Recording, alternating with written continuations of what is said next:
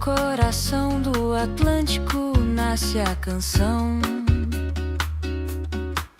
São Tomé e Brasil num só tom, numa só paixão. Histórias que cruzam mares em versos de união. Palavras que dançam num centro de emoção. Conversas no centro, voz que atravessa o mar, rimas e raízes pra gente se encontrar na roda da cultura. O tempo quer cantar, Brasil e São Tomé, prontos pra se escutar. Olá, gente, falando aqui Celso Adolfo, brasileiro, mineiro de São Domingos do Prata, violonista e compositor. Eu tenho um trabalho inteiro composto a partir do livro Sagarana, do Guimarães Rosa. Então, vou cantar aqui uma dessas músicas. Amor Doído. E ao meu macho rosado, carregado de algodão, perguntei pra onde ia, pra rodar no mutirão. Chove chuva, choverá, Santa Clara clareia, Santo Antônio manda o sol pra enxugar o meu lençol. Rio Preto era o negro que não tinha sujeição. No gritar da liberdade, o negro deu pra valentão. Todo passarinho do mato tem seu pio diferente, cantiga de amor doído, dói muito fundo na gente. E ao meu macho rosado, carregado de algodão, perguntei pra onde ia, pra rodar no mutirão. Chove chuva, choverá, Santa Clara clareia, Santo Antônio manda o sol pra enxugar o meu lençol. Rio Preto era um negro que não tinha sujeição. No gritar da liberdade, negro deu pra valentão. Todo passarinho do mato tem seu pico diferente, cantiga de amor doído, dói muito fundo na gente.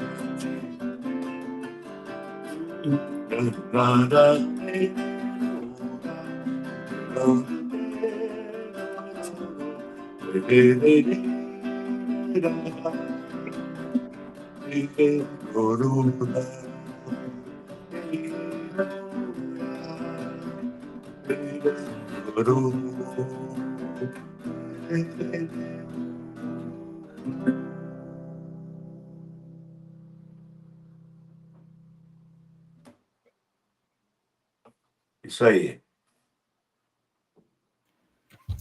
Bom dia.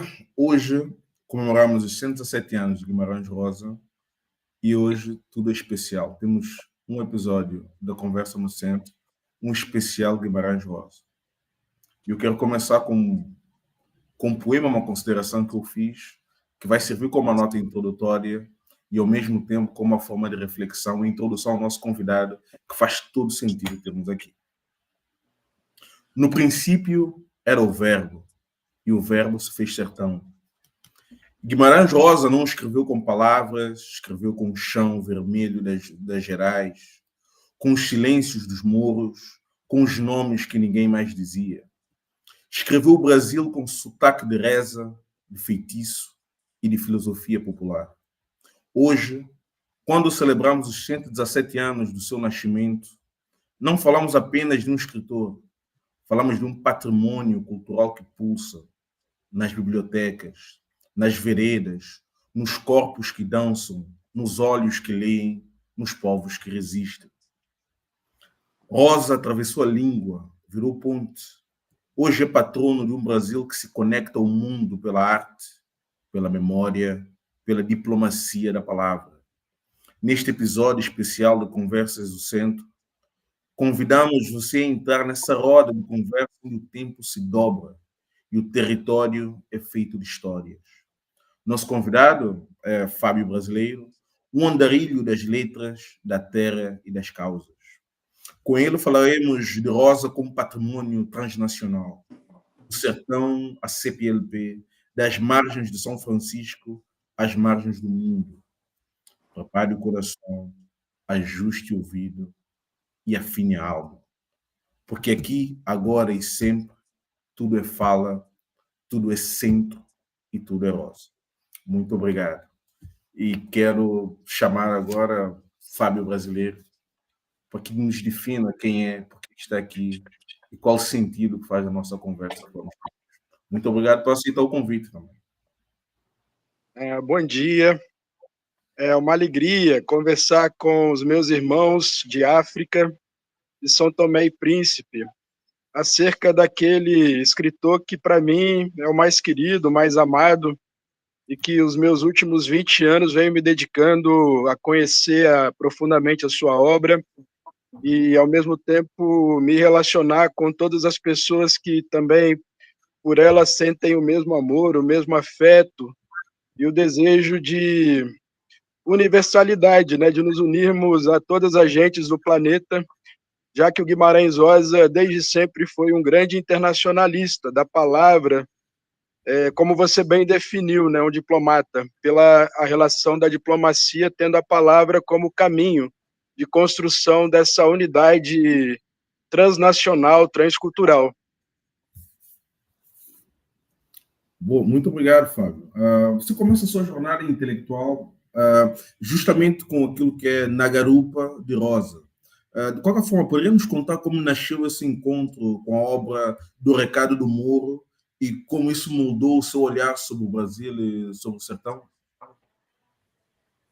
Sim, eu me fiz geógrafo em 2001 e mesmo antes da geografia, de concluir o curso, eu já vinha lendo Guimarães Rosa, né? O vestibular que fiz na UFMG em 96, um dos livros escolhidos para a prova era o Manuelzão e Miguelin, né? O Campo Geral e uma História de Amor, as duas novelas do Corpo de Baile. E ao longo do curso eu tive a alegria de, numa disciplina oferecida pelo professor Claudinei Lourenço, de conhecer o conto Recado do Morro, também de Corpo de Baile. E a gente fez uma excursão geográfica ao interior de Minas Gerais, fomos a Diamantina, Curvelo e também Morro da Garça. Nessa viagem, a intenção era percorrer os caminhos da novela Corpo de Baile, né, da novela O Recado do Morro. E desde ali, eu já li O Recado do Morro 50 vezes. É um conto extraordinariamente profundo, é uma grande síntese do Corpo de Baile, e me apaixonei pelo conto, e desde ali, então, resolvi que estudar Guimarães Rosa faria parte da minha trajetória intelectual, artística, cidadã, né, de o meu compromisso em elevar pela educação, pela arte, pela cultura, o entendimento que nós humanos temos das coisas. Começou assim, essa relação com o Guimarães Rosa. Muito obrigado, muito obrigado. Dá para perceber que em algum momento houve um sentido daquilo que é a vida nesse percurso intelectual. Consegue separar aquilo que é o percurso intelectual, tendo Guimarães Rosa como uma espécie de guia espiritual e da sua vida pessoal? Acha que é possível essa separação? E como isso se converge? E se há essa convergência? Bom, o Guimarães Rosa eu considero alguém de uma generosidade absurda, porque o caminho que ele trilhou pelas palavras, pela literatura, ele deixou rastros desses caminhos, para que aqueles que quisessem fazer os seus próprios caminhos pudessem, inclusive, se inspirar e conhecer a experiência dele. Então, ele não só fez um caminho extraordinário como intelectual, como artista, mas ele também deixou indícios, sinais, rastros, como os bois no sertão, em que você, pelas pegadas por onde passam os animais numa mata, você é capaz de recompor a história daquela travessia. E ele fez isso com a palavra, não só ele, mas ele, Clarice Lispector, João Cabral de Melo Neto, Osman Lins, né, todos escritores da terceira fase do modernismo brasileiro. O que mais me impressionou na leitura dos quatro, que chama os quatro cavaleiros do apocalipse literário brasileiro, eles nos deixaram, compartilharam com a humanidade inteira rastros desses percursos que eles realizaram, ou seja, eles não foram sozinhos. Tanto é que, depois de conhecer a obra dos quatro, eu comecei a poetar, né? Comecei a fazer poesia. E estou preparando para breve a publicação do meu primeiro livro de poesia, na medida em que se tornou quase que imperioso, ao ler o Guimarães, o Osman, o Cabral, a Clarice, esse amor pela palavra, pela escrita e algo compulsivo, no sentido de me vir escrevendo. E desde lá, então, acho sim indissociável o Fábio daquilo que vim me tornando a partir do momento em que tomei contato com a literatura do Rosa e dos quatro modernistas de que falei. Certo? Isso nasce uma curiosidade minha. Eu queria informar duas questões. A primeira é, qual é o entendimento que tem sobre a poesia? E a segunda é, como é que ler Guimarães Rosa ou os outros quatro, os outros três cavaleiros do Apocalipse, como é que isso, de qualquer forma, muda a visão que tem sobre a vida e sobre as coisas? Por quê? Porque ouvir aquilo que é seu material, um pouco conseguiu unir duas áreas, que é o turismo e a literatura. E é interessante como esses roteiros todos foram se desenrolando ao longo do tempo. Então, como é que consegue ter essa visão? Como é muito interessante essa visão de vida a partir da escrita e como é que a escrita faz parte dessa visão. E, ao mesmo tempo, ter essas referências todas permite qual visão de vida, o que a vida representa, a partir da escrita que desenvolve, que é da poesia, que é da literatura em geral. Como é que isso faz um clique? Como é que essa sinergia funciona dentro de si? Tá certo, assim, na tradição, seja no Oriente ou no Ocidente, a experiência da viagem funda a literatura e funda a geografia. Então, nesse sentido, literatura e geografia são irmãs gêmeas, né? Já que tem na viagem, na experiência de caminhar, ir aos lugares, né?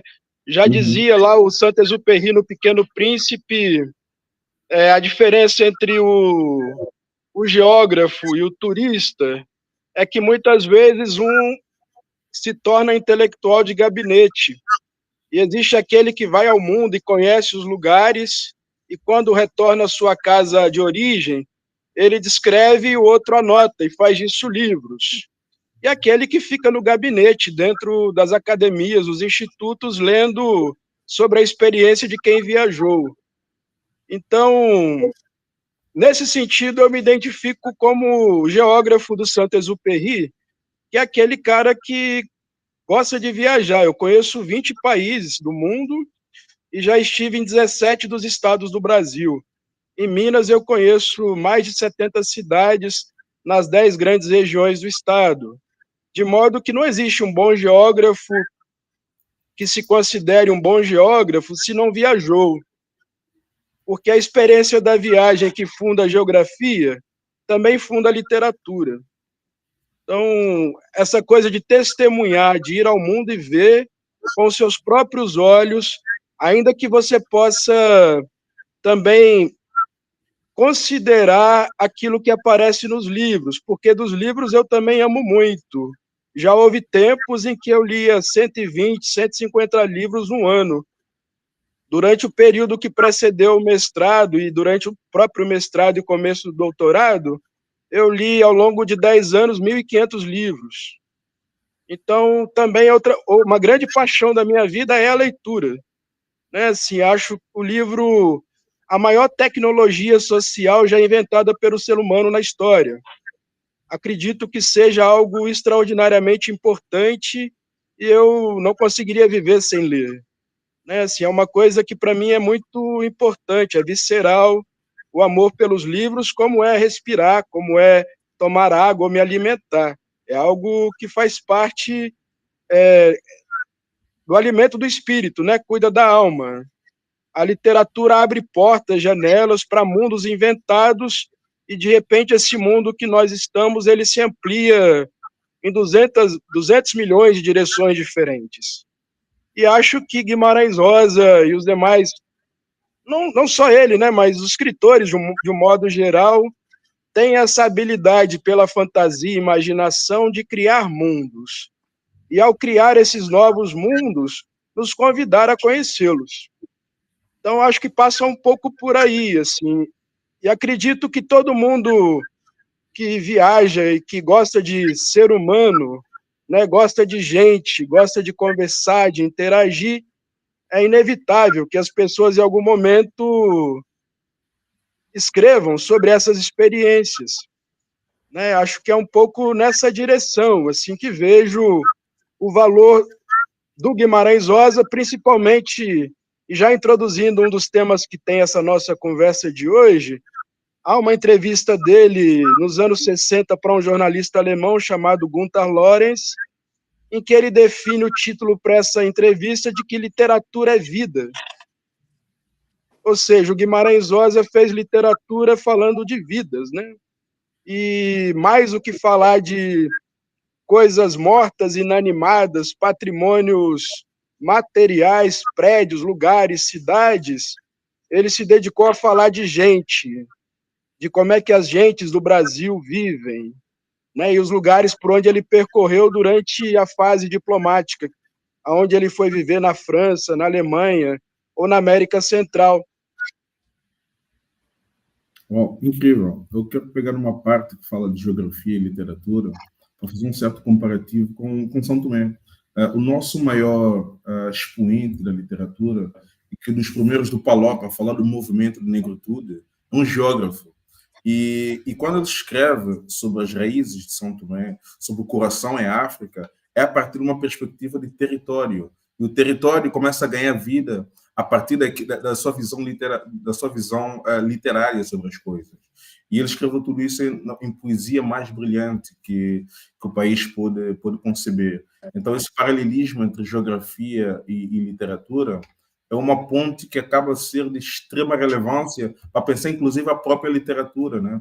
Para pensar a geografia como uma narrativa também, mais do que o domínio da técnica são as vivências, né? É por isso que, enquanto falava, eu ouvi com entusiasmo único.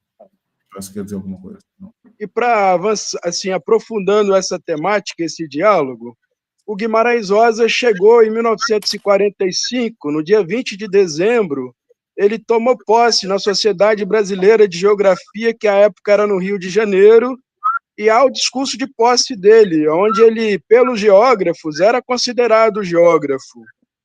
Numa época em que eram os geógrafos e historiadores, durante o governo Vargas, quem construíram um pouco essa história da formação do Estado Nacional Brasileiro moderno, pós a abolição da escravidão e durante a Primeira e Segunda Repúblicas. Então, nesse sentido, Guimarães Rosa, além disso, ele como secretário de Fronteiras, função que ele exerceu por 11 anos, que era naquela época uma espécie de ministro do interior do Brasil, ele foi o responsável pela escrita dos 2 documentos que definiram as últimas fronteiras brasileiras atuais.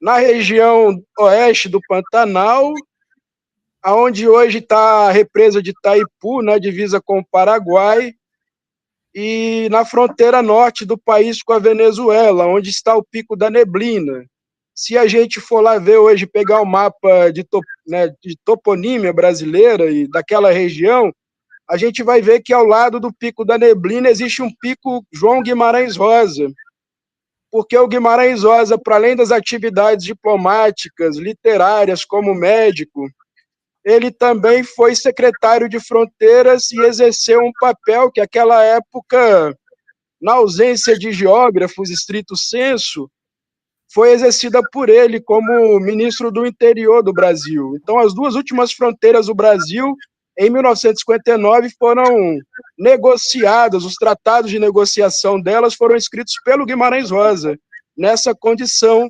Além disso, ele foi presidente da FUNAI, né, que é a Fundação Nacional do Índio hoje no Brasil, que naquela época era a SPI. Ou seja, então o Guimarães Rosa, desde a infância, né, ele dizia, quando a gente lê o livro do tio dele, o Vicente Guimarães, falando sobre a infância do menino João Guimarães Rosa, vai mostrando um pouco como é que, naquele período pós-Primeira Guerra Mundial, ele gostava de falar de geografia, de debater a guerra no mundo, a partir de mapas que ele, com os seus parentes, ficava estudando a Primeira Guerra Mundial e os países que estavam em conflito naquela ocasião. O Guimarães Rosa estudou num livro de geografia chamado Geografia Lacerda, que é o primeiro livro de geografia do Brasil que trazia mapas coloridos. Tanto é que o Riobaldo também fala de mapas coloridos no Grande Sertão Veredas, como uma reminiscência da infância do Guimarães Rosa, nessa relação com a cartografia, com essa relação territorial de dominação do espaço. Então, Guimarães Rosa, como geógrafo, ele foi um extraordinário geógrafo. E de muitas maneiras que mesmo nós, geógrafos, muitas vezes permanecemos aquém daquilo que ele representou e o valor que ele teve, inclusive, para a construção do território nacional brasileiro atual. Uau, é incrível, incrível. De qualquer forma, muito incrível. Eu quero avançar com uma pergunta, que é, uma vez, Guimarães Rosa, como escritor, cada vez mais tem sido muito reconhecida como uma figura de projeção internacional. Então, com isso, em 2022, temos a criação do Instituto Guimarães Rosa, em Itamaraty, o que posiciona Guimarães Rosa como um patrono cultural do Brasil no exterior. O que eu estou interessado em saber aqui é como é que veio essa internacionalização da imagem e do legado de Guimarães Rosa. Isso é uma coisa que eu acho maravilhoso. Embora eu também ame Machado de Assis, e há outros grandes escritores brasileiros que poderiam ocupar o mesmo lugar que o Guimarães, como o próprio Cabral, que também foi diplomata, o Vinícius de Moraes, que também, além de músico, poeta, foi diplomata, mas o Guimarães Rosa, ele, além de ter desenvolvido todas essas habilidades, a literatura dele, ela nasceu internacionalista, porque o Brasil é uma confluência de culturas do mundo inteiro. E a obra dele, do Guimarães, por exemplo, tem libaneses, tem árabes, tem indianos, né? Tem o boi. Né? A primeira leva de boi no Brasil veio da Índia, 1531. Há um livro que documenta a chegada da primeira manada de boi, já que o boi no Brasil não era algo edênico, né? Não era algo próprio do Brasil, veio da Índia. Então, nesse sentido, a obra do Guimarães Rosa nasceu universalista, embora do ponto de vista geográfico, ele tenha escolhido falar dos Gerais, nessa porção do Cerrado brasileiro, que envolve 9 estados do Brasil, na região central do país.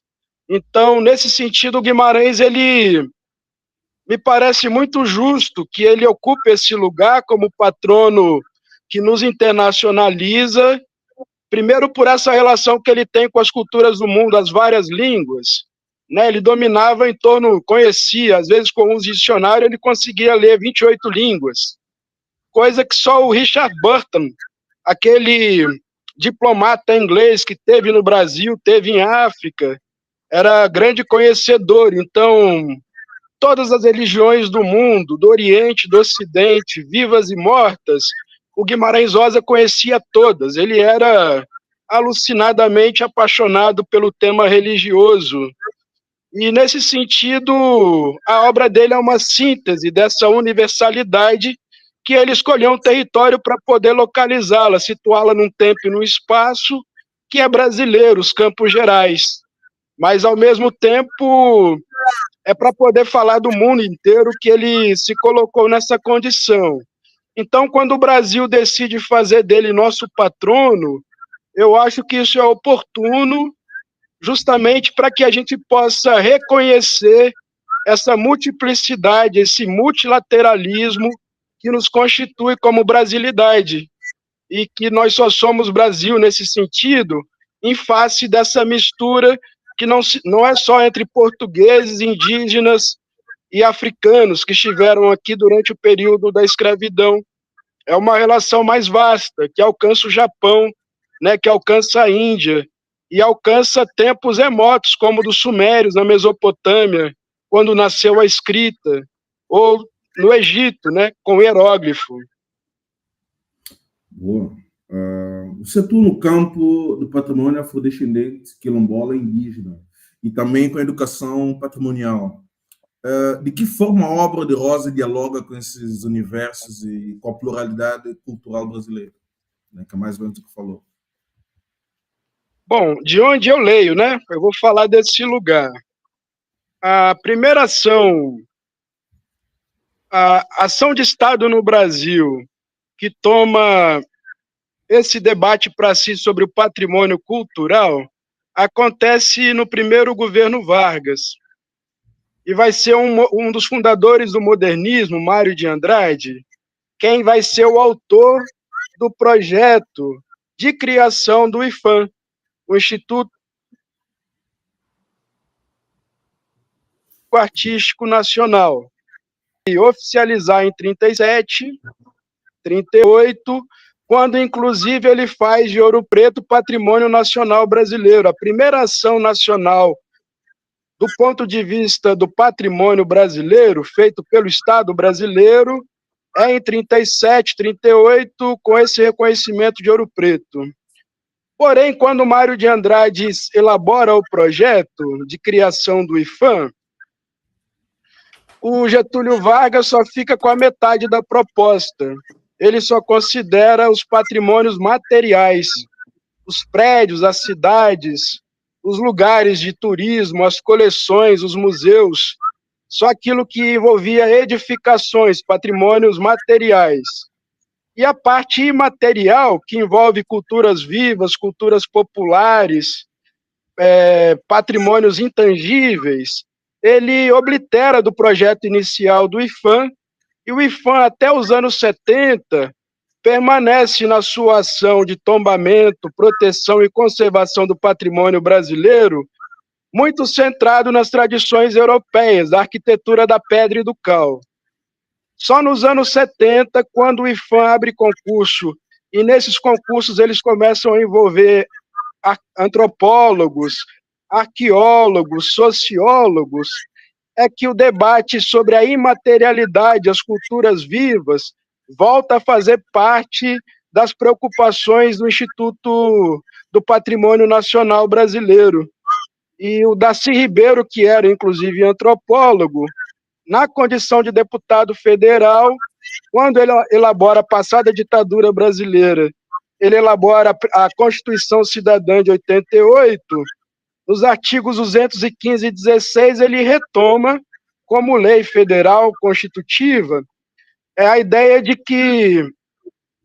preservar, valorizar, promover os grupos formadores da identidade nacional brasileira, da nossa brasilidade, e aí envolvendo indígenas, afrodescendentes, asiáticos, indianos, todas essas culturas vivas.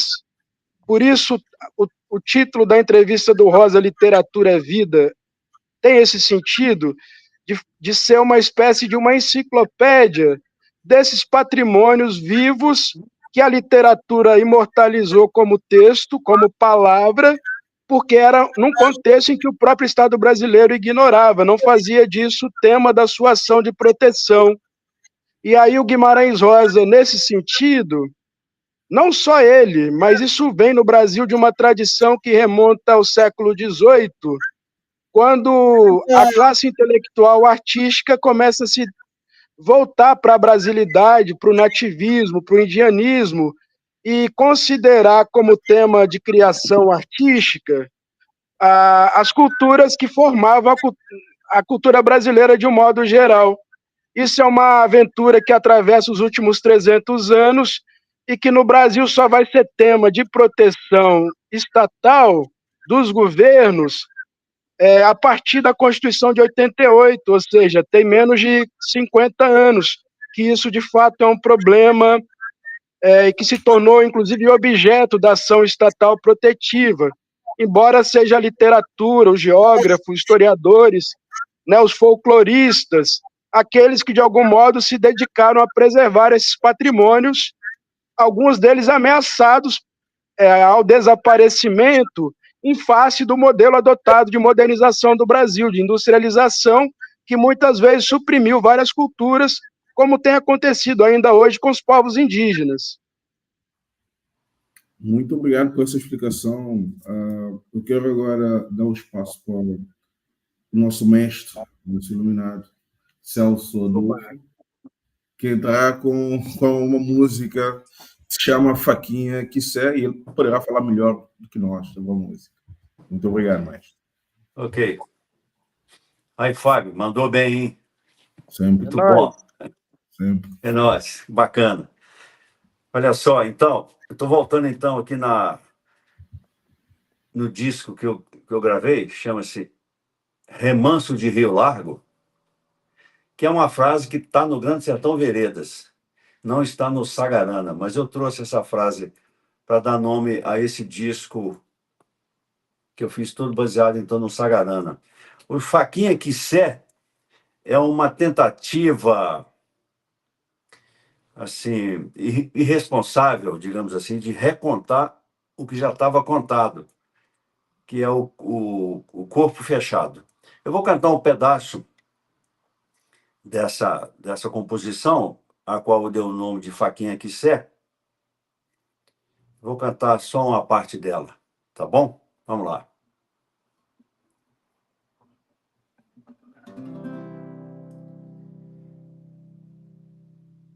Ali na lajinha, ali na lajinha, ali na lajinha era um tal de Tagino, sujeito suíno, porco e mandão, sujeitinho porcaria, de valentão, filhote do não, sei não do que não, tinha ali era mesmo, nenhuma função.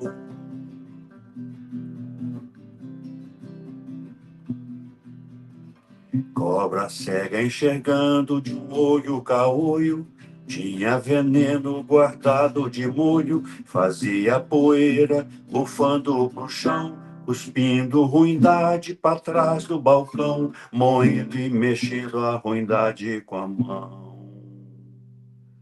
Tinha jeito nenhum de gostar dele, não. Tagino, Tagino, Tagino. Tagino comeu carne e bebeu cachaça na sexta-feira da paixão, pra experimentar a paciência de Deus. Sujeito medonho que não tinha sonho, que não tinha medo, medida nem média. Deixa ele para cavalo ruim, Deus banqueia a rédea.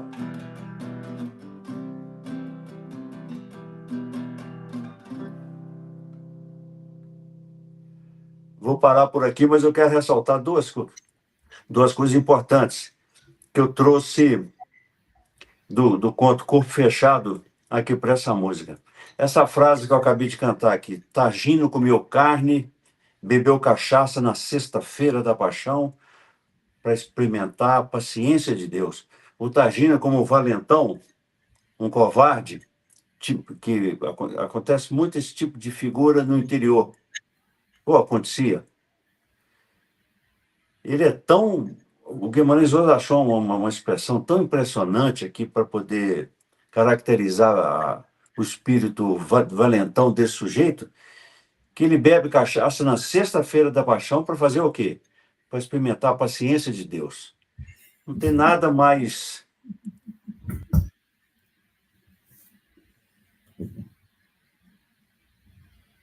né? Em qualquer circunstância do que você...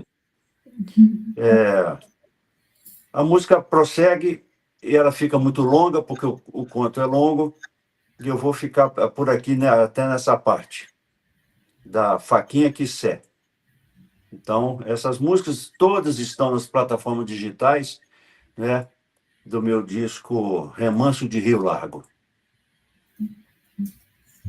Muito obrigado, Celso, pela explicação e pela música, que dialoga muito bem com o texto e deixou alguma curiosidade. Eu recomendo todo mundo a escutar, um pouco do merchan aqui. Mas eu gostei imenso, E obrigado. Posso só, Ok. Opa. posso só destacar uma característica do Rosa, da escrita do Rosa, e que o Celso chama muito bem a atenção nessa canção. O Guimarães Rosa era uma pessoa dotada de um humor extraordinariamente grande, assim, singular.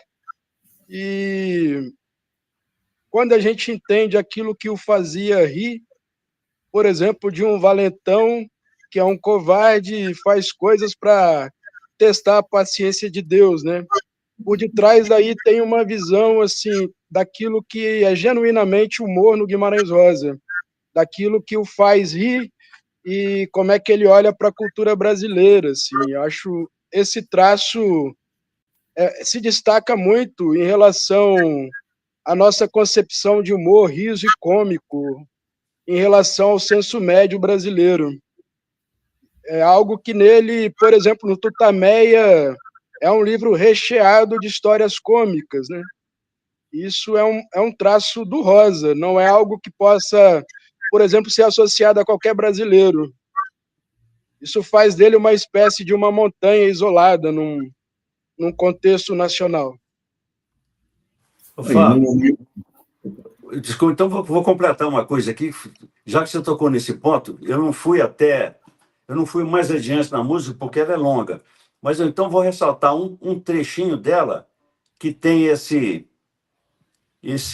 bom humor, essa maneira, no mínimo, curiosa de tratar um ambiente. Num certo momento, lá do Corpo Fechado, o Mané Fulô, que é o outro personagem, que é vítima da violência do Targino, o Mané Fulô chega num boteco e chega cambaleando em cima de uma mula, muito bêbado. E ele entra muito bêbado e não consegue pronunciar o nome dos lugares e das pessoas. Então ele vai falar tostão, ou tostão, dinheiro, né? Ele fala tons. Vai falar miltão, ele fala militões. Ele vai falar canindé por causa de tribo, né? De índio. Ele fala canindés. Ele fala maquinés, se referindo à gruta de Maquiné. Então, nesse trecho, quando eu cheguei nesse trecho, eu citei essa frase inteira do livro e completei com uma frase minha, que é para frisar um tipo de erro entre aspas, da língua portuguesa, que há quem acha que o plural de degrau é degrais, e há quem acha que o plural de chapéu é chapéis. Então eu fiz tons, militões, canindés e maquinés, degrau e degrais, chapéu e chapéis. Aí entra o Guimarães Rosa de novo com uma coisa sensacional. Ó que eu fui batizado e foi com água quente. o Mané Fulô, então, já estava criando o corpo, se colocando. Então, ele dizia, eu fui batizado com água quente. Presta atenção. Isso é muito legal, né? Porque numa pia batismal, você nunca vai ver uma... É sempre aquela água friazinha e cai na cabeça do bebê. O bebê até chora, né? Fica assustado e tal por causa da temperatura da água. Mas o Mané Fulô, não, ele foi batizado com água quente. Acho muito legal. Vou cantar esse pedacinho para vocês aqui, ó. Tons, militões, canindéis, maquinéis, degrau e degraus, chapéu e chapéus, ó que eu fui batizado e foi com água quente. Das dores esse amor me doeu de repente, é seu tagino e sedente por dente, nós vamos topar e é na rua da frente. Eu vou enrolar e desenrolar, enrolar e desenrolar novamente a sua serpente. É isso aí. Uau. Incrível, incrível, incrível. Incrível o papel do humor ao longo da história também, e a forma como é tratado aqui. E o que faz muitas referências às discussões atuais sobre os limites do humor e sobre a qualidade do humor que é feito de forma geral também. Né? Uma luta, mais ou menos, contra o politicamente correto. Mas, ok. Eu gostaria de falar nesse penúltimo bloco mais sobre cultura viva, política e arte, né, que estamos a tratar desde o início. E eu sei que Fábio movimenta o Ponto de Cultura Foá de Quintal e tem uma trajetória marcante nas artes, na educação comunitária e na luta, sobretudo, pelos direitos humanos. E o que eu quero saber é como é que enxerga o papel da cultura como instrumento de transformação social e o que Guimarães Rosa nos ensina nesse sentido, a partir da sua visão. Bom, pegando aí pelo tema literatura é vida, cultura viva, processo de redemocratização no Brasil, pós-ditadura, a Constituição de 88, que versa sobre as culturas vivas do Brasil, o valor e a importância a centralidade que elas ocupam na formação da brasilidade, e é um processo que vem sendo interrompido em face da maneira como o Brasil foi sendo formado desde o início da colonização, lá no século XVI. E há uma luta que também acredito que seja igual nos países de África, nos países de língua portuguesa em África ou na Ásia, como Timor-Leste, no sentido de valorizar essas tradições que são tão importantes quanto os patrimônios tombados, a Pedra do Cal, essa relação mais com as arquiteturas dos lugares e tal, as coleções, os museus. Nesse sentido, é um processo que vem sendo muitas vezes interrompido em face, seja dos governos autoritários, as ditaduras, ou ainda a relação do mercado. Por exemplo, ainda que a Constituição de 88 já previa essa revalorização, essa centralidade nas culturas vivas que formam a identidade nacional brasileira, houve, a partir dos anos 90 no Brasil, um avanço do neoliberalismo, o que retardou um pouco esse processo que só veio ser retomado no século XXI durante o primeiro governo Lula, que é quando, por exemplo, o Ministério da Cultura do Brasil vai criar na Política Nacional de Cultura um projeto formidável,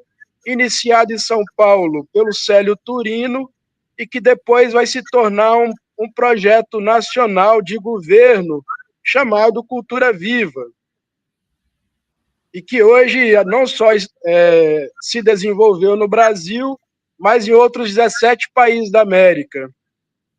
Então, no primeiro governo Lula, lá em 2003, o Brasil, na Secretaria Nacional de Cultura, vai criar um programa chamado Cultura Viva, justamente para resgatar essas tradições, que inclusive têm valores patrimoniais para a formação da cultura, e que, ainda que a Constituição de 88 já prevesse como necessário de ser feito, houve uma interrupção, uma suspensão disso até o começo do século XXI, e vai ser no primeiro governo Lula que isso vai, de fato, se transformar em política pública, em lei, regulamentações, orientações de Estado, para que a gente pudesse, junto dos patrimônios materiais, também passarmos a considerar os patrimônios imateriais, as culturas vivas, né?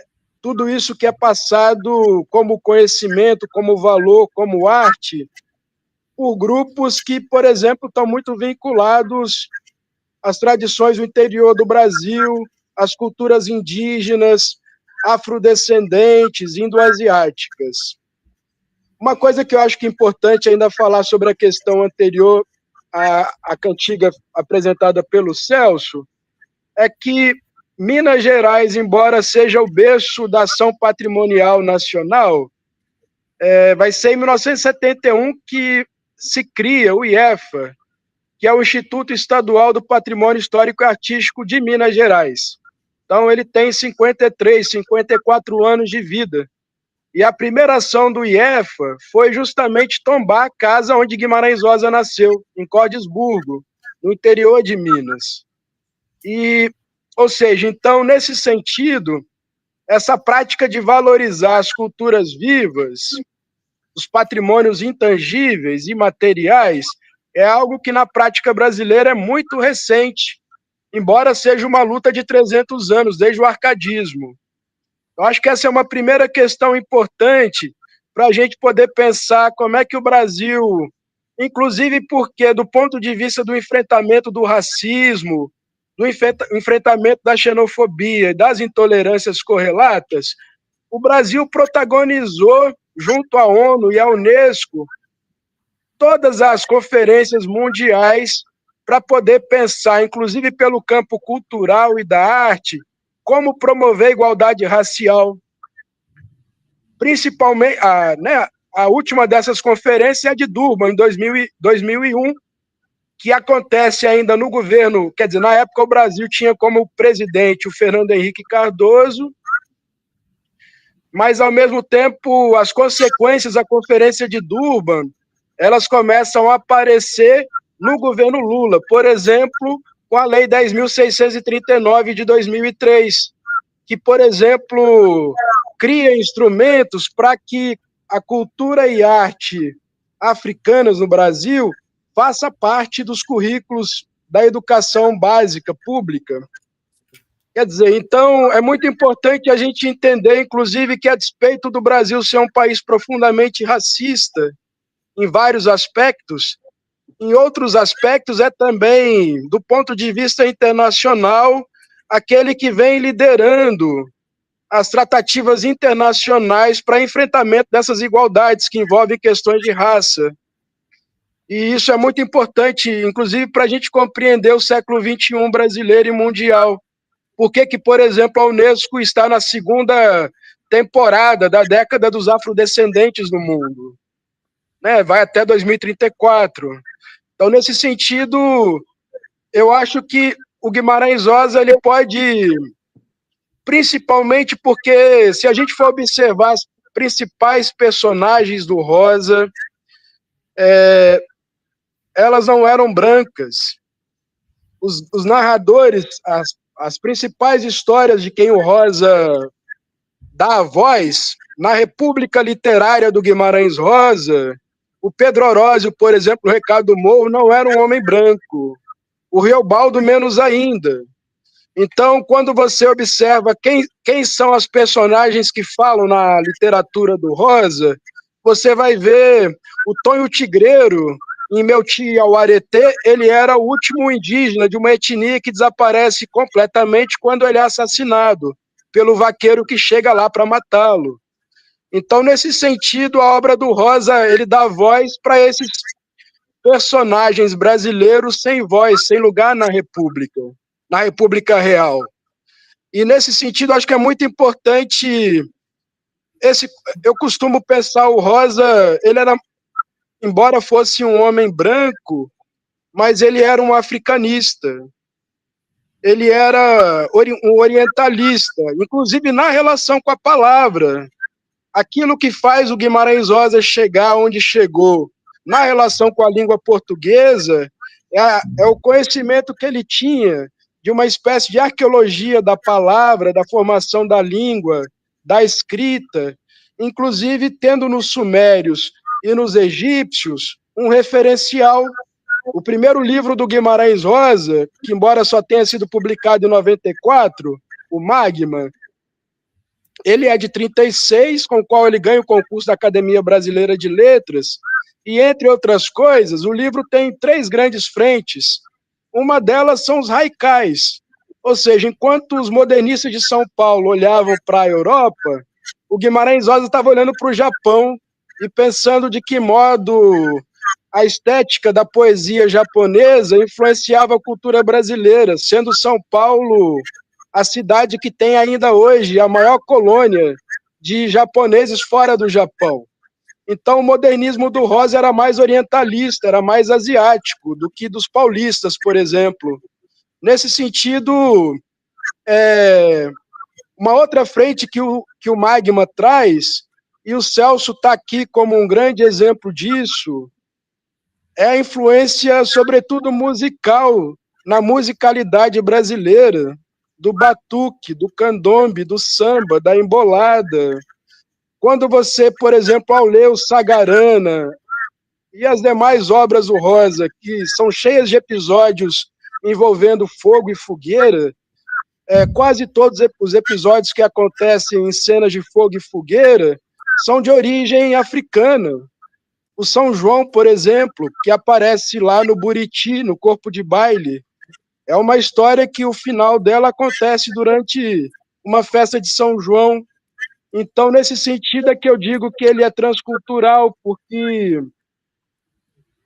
tudo que ele valorizou do ponto de vista das culturas imateriais, que ele chama de brasilidade, e ele coloca na vida e na fala dos sertanejos, são coisas que ao Brasil veio de África ou da Ásia. E é isso que a gente tem que entender como patrimônio imaterial e que muitas vezes a literatura se fez uma espécie de enciclopédia dessas tradições, já que o Estado brasileiro não reconhecia isso como valor, como do mesmo modo que reconhecia na criação do IFAM os patrimônios tombados, sobretudo de origem europeia.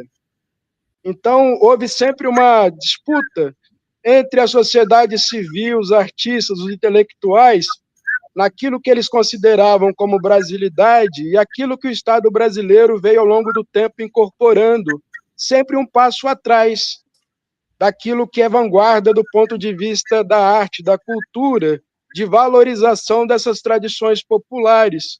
O que o Celso faz na música, no Sagarana, é justamente essa mesma valorização pelo samba, pelo coco. O que ele canta assim, ele, do mesmo modo que o Guimarães Rosa, ele se deixa influenciar por essa mesma perspectiva, no âmbito da música. Mas outros artistas fizeram a mesma coisa em outras linguagens. Isso é formidável, né? Porque Celso é um homem branco e, ao mesmo tempo, uma pessoa de alma universal, porque ele reconhece isso como valor e faz disso música. Ou seja, ele é um irmão, é uma pessoa que caminha com a gente. Olha, obrigado por essa elucidação. Eu só queria tirar 2 minutos para falar da minha experiência no Brasil. E eu encontrei logo nos primeiros anos daquilo que era o ensino obrigatório da cultura afro-brasileira. E como alguém vindo de São Tomé, estamos na Unilab, onde havia uma confluência de palopes que ali estavam, e muita gente que, embora tivesse uma vivência africana, teve contato com a literatura africana de uma forma organizada e de uma forma, posso dizer, bem mais elaborada ali no Brasil. Ou seja, eu falo de mim, aqui, além de ter estudado no ensino público, eu também estudei na escola portuguesa. E eu acho que isso deixou-me com algumas referências principalmente das referências africanas, da filosofia africana, de toda a intelectualidade africana, um pouco aquém daqueles que estiveram mais no fundo, e que só foi, mais ou menos um gap que só foi resolvido quando eu cheguei no Brasil, que eu tive contato com pessoas que estudavam aquilo de uma forma sistemática e estavam dispostas a ensinar-nos, e eu pude comparar tanto as minhas vivências enquanto africano, em comparação com a vivência de outros africanos que vinham de diferentes pontos, porque sendo eu insular e os outros não insulares, sendo continentais, as nossas vivências étnicas, as nossas vivências enquanto pessoas de cosmovisão eram totalmente diferentes. E eu pude ver isso na explicação que fez sobre Guimarães Rosa, essa internacionalização, eu até diria essa africanização.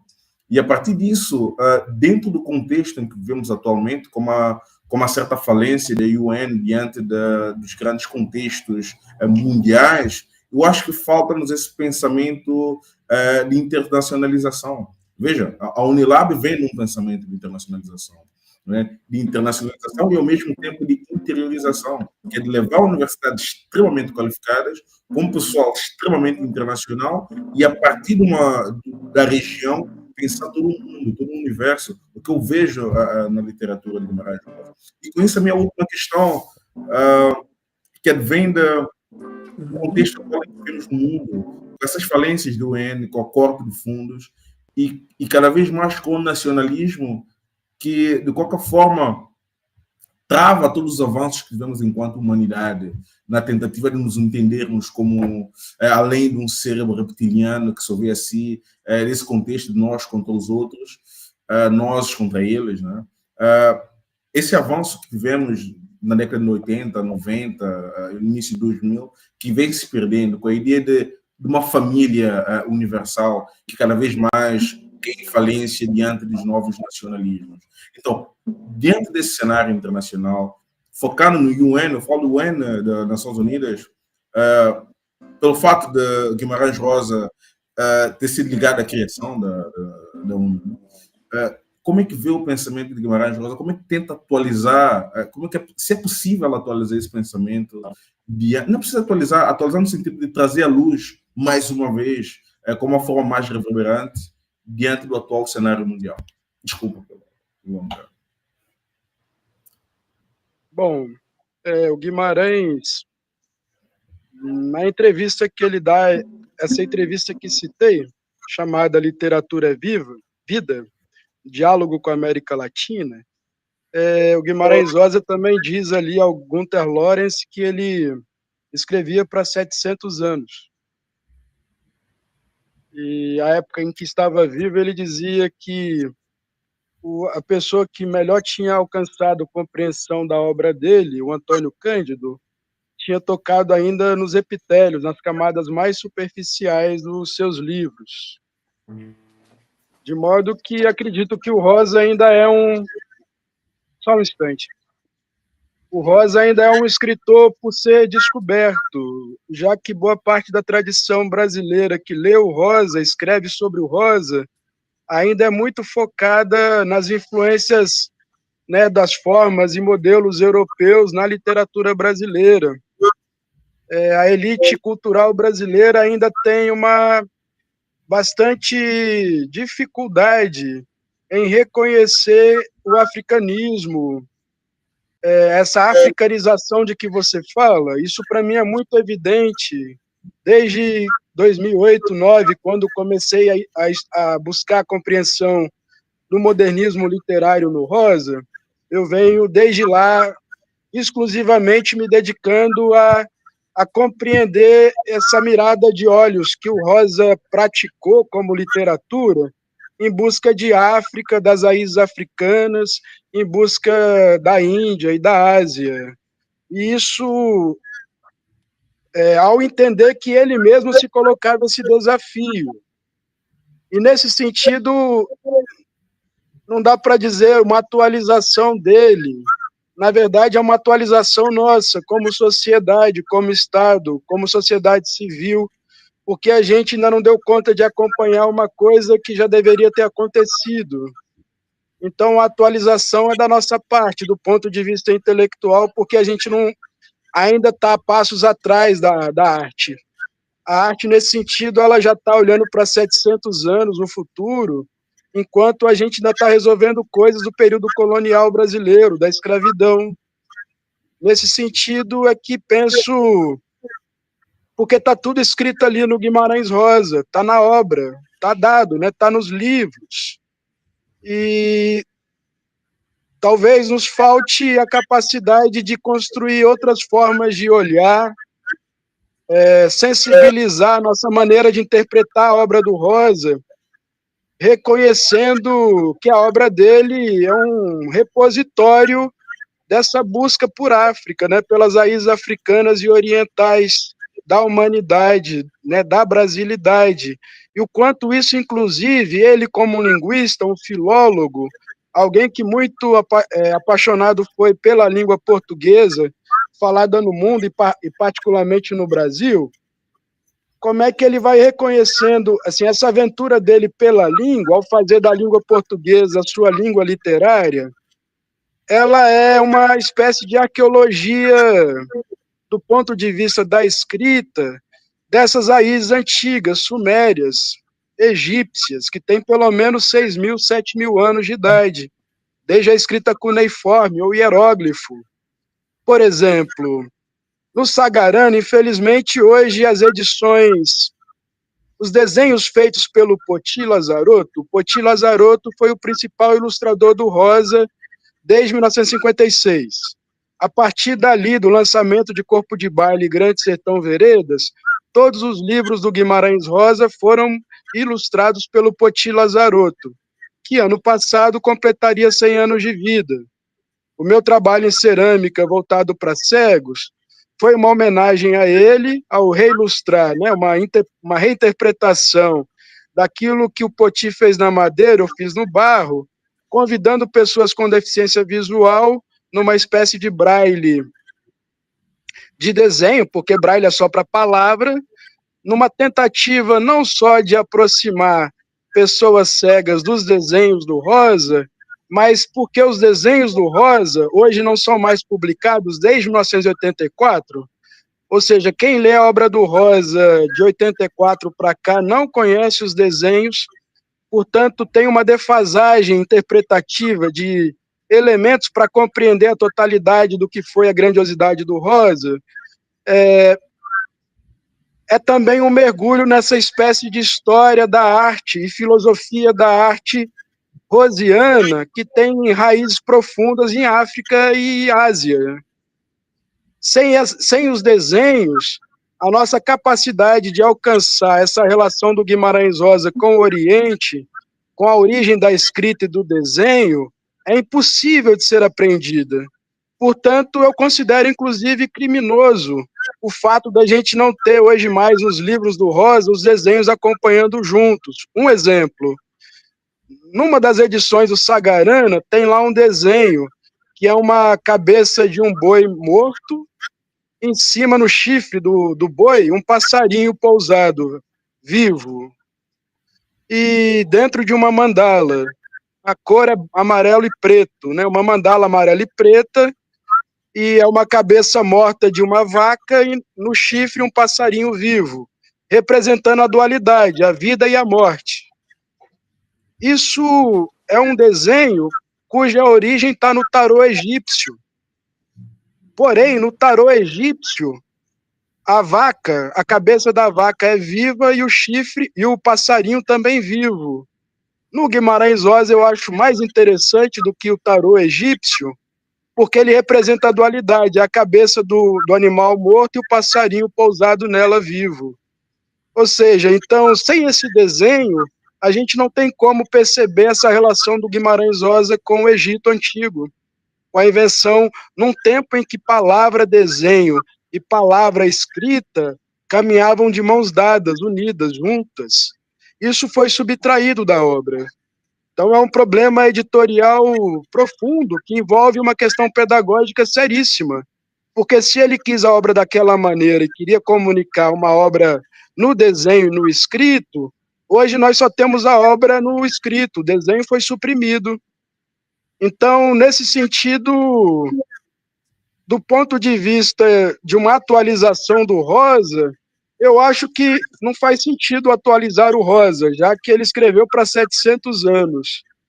É necessário que nós nos aceleremos o passo para poder acompanhar o vanguardismo dele. Vejo dessa maneira, inclusive do ponto de vista das relações internacionais e políticas, em nível de Unesco e ONU.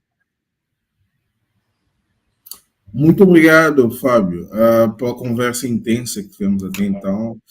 Uma conversa intensa, diria mesmo, generosa e provocadora. E faz todo sentido para mim e para nós celebrarmos Guimarães Rosa e a possibilidade de um mundo, de repente, até mais sensível e mais plural, mesmo mais poético. E, bom, Queiroz continua a guiar-nos nesses caminhos, nessas veredas. Né? E então, para terminar o episódio, que está disponível também para a TV Fora de Quintal, se tudo quer bem, né? É mesmo isso, não? Fora de Quintal. Sim. Acertei. Boa, perfeito. Sim. Então, eu quero convidar mais uma vez o nosso mestre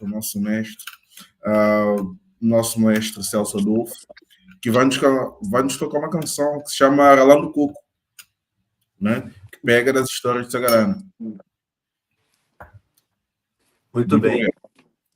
Então é o seguinte.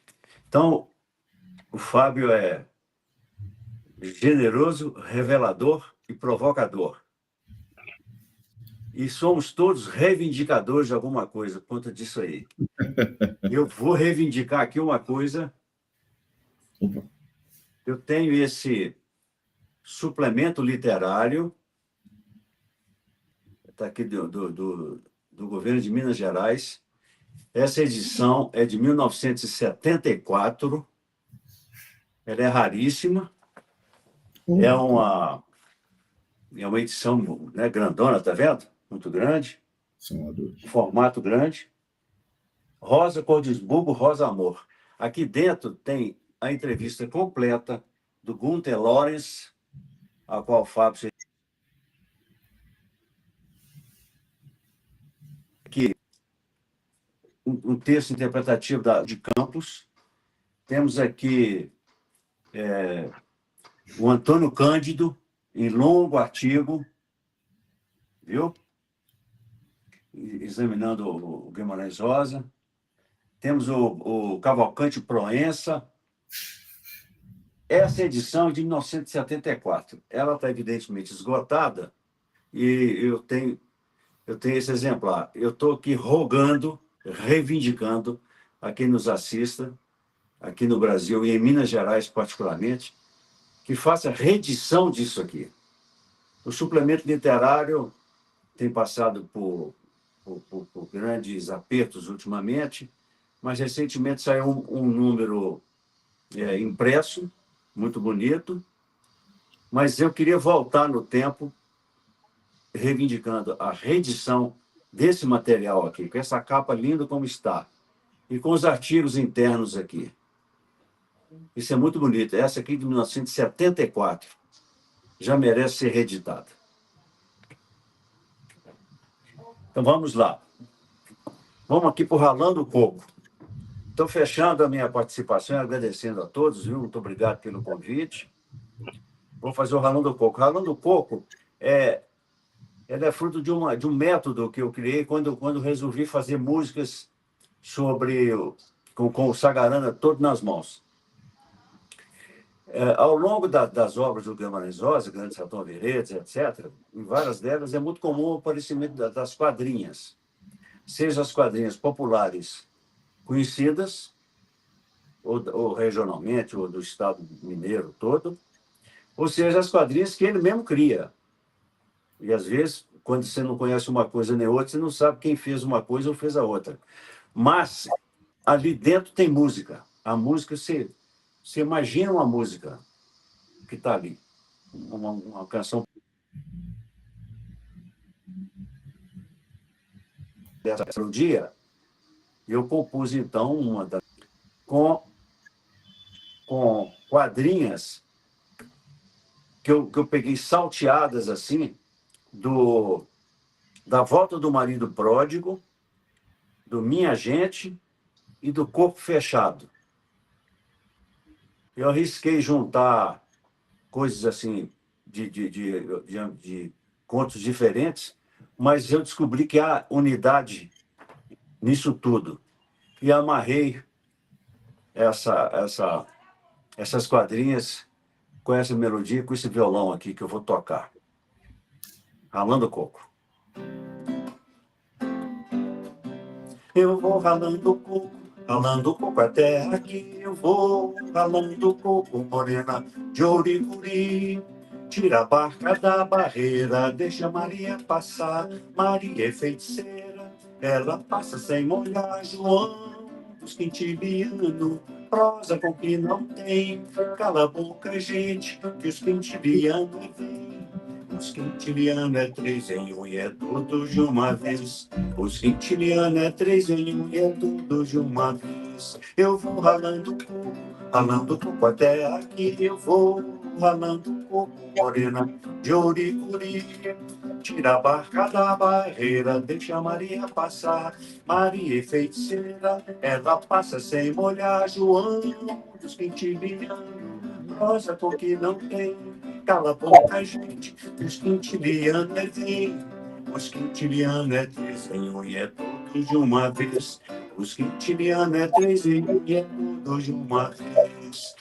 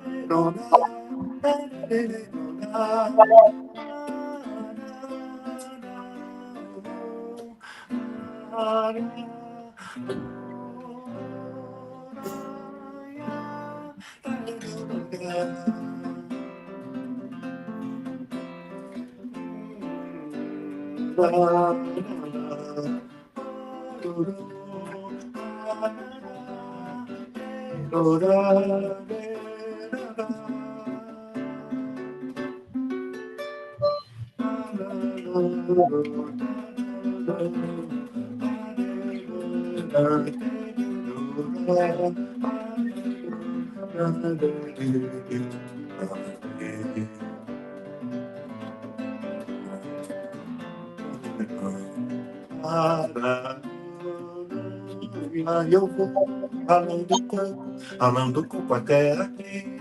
Eu vou ralando coco, morena de Ouricuri. Tira a barca da barreira, deixa Maria passar. Maria é feiticeira, ela passa sem molhar. João dos quintiliano, prosa que não tem. Cala a boca, gente, que os quintiliano vem. Os quintiliano é 3 em 1 e é todos de uma vez. Os quintiliano é 3 em 1 e é todos de uma vez.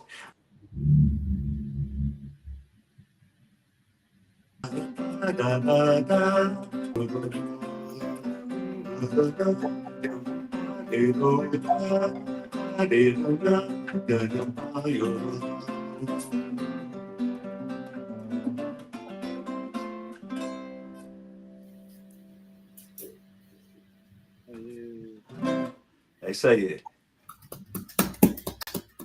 Muito obrigado a todos pela participação, pela comemoração, pela celebração.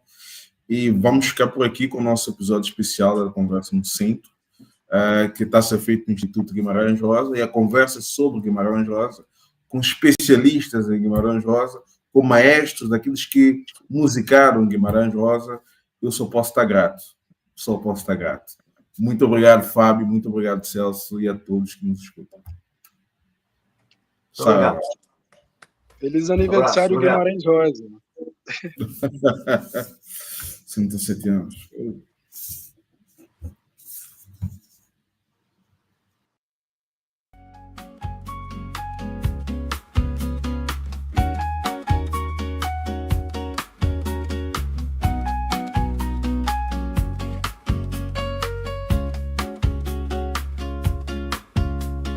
No coração do Atlântico nasce a canção.